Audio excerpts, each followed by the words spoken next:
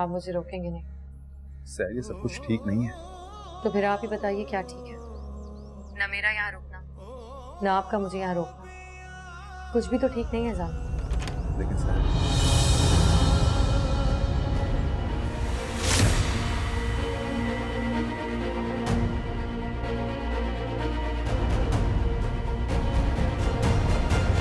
सहरा ना, फोन बंद मत करना, मुझे से बात करनी है। जामिन, ऐसी जिंदगी ना मैं डिजर्व करती हूँ ना आप, और ना ही हरी। इसे मुझे यहाँ से जाने दे।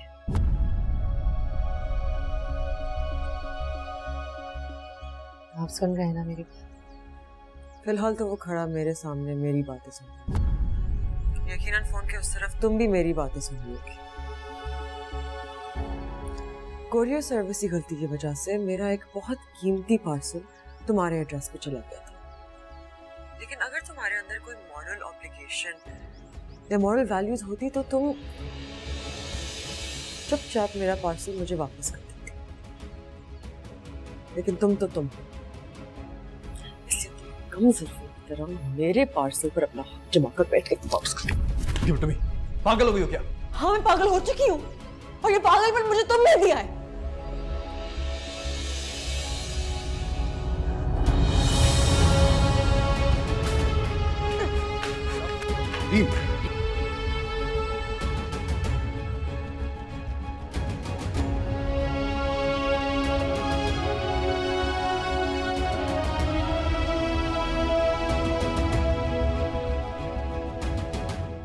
रुको।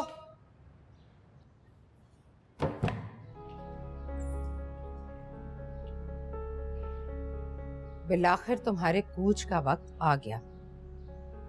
याद है एक दिन चोरों की तरह मेरे घर में घुस आई थी तुम? इन बातों की जरूरत नहीं है ताईजान। काश काश मैंने उसी वक्त धक्के देकर तुम्हें घर से बाहर निकाल दिया होता तो आज मेरी बेटी इस तरह मुसीबत में ना होती।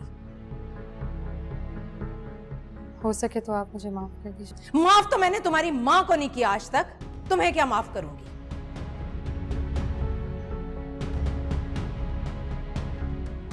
तुम ऐसे नहीं जा सकती। क्या चाहती हैं आप?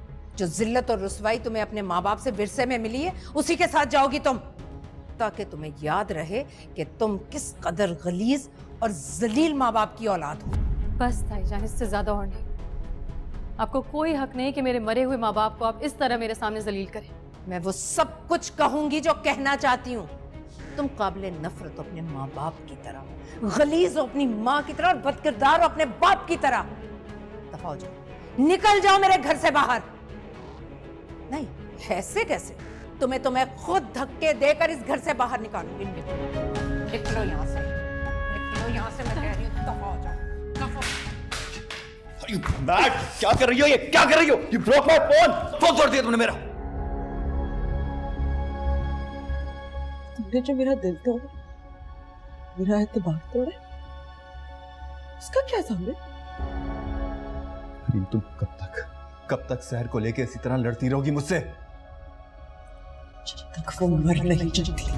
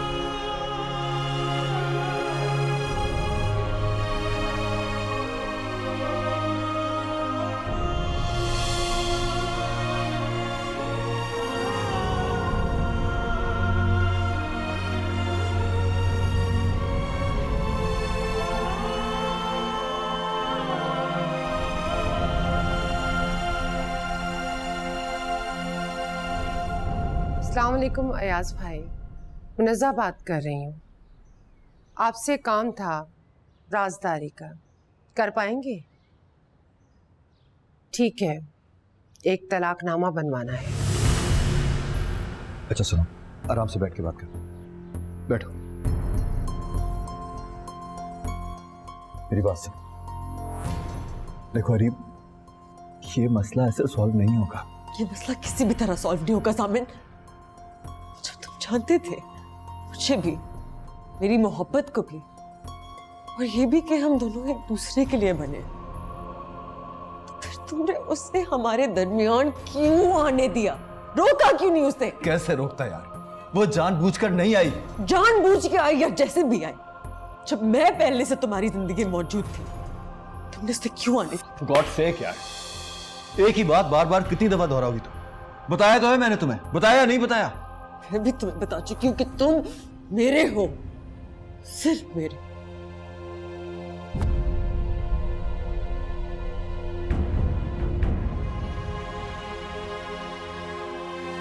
जामिन, जामिन, जामिन!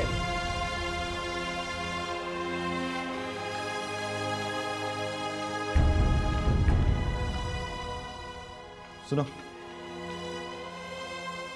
सैर भी कहाँ है? कुछ पूछ रहा हूं तुमसे, जवाब दो। सैर कहाँ है? जी वो चली गई साहब जी। चली गई? जी।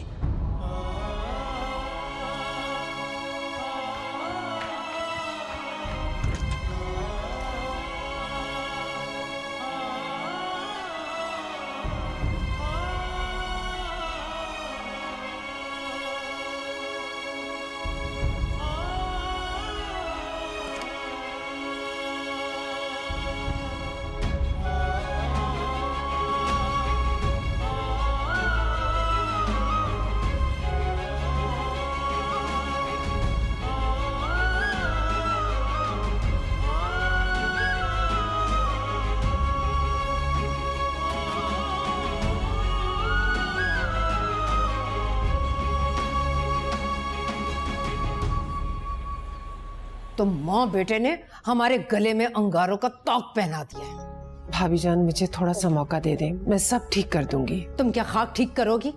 अल्लाह ला करके वो लड़की इस घर से निकली थी और तुम्हारा बेटा वो मजनू बनकर उसके पीछे भाग गया।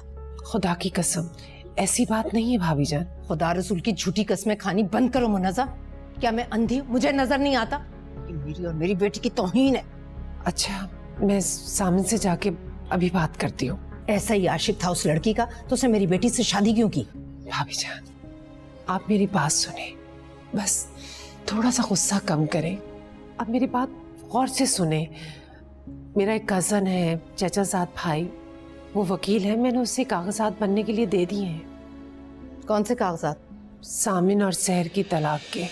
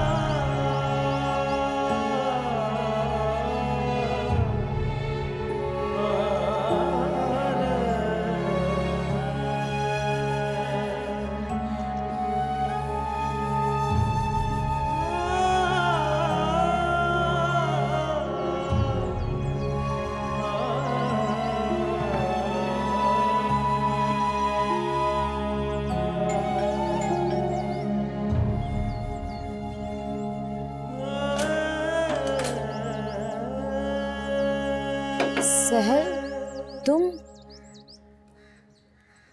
जामिन कहाँ है?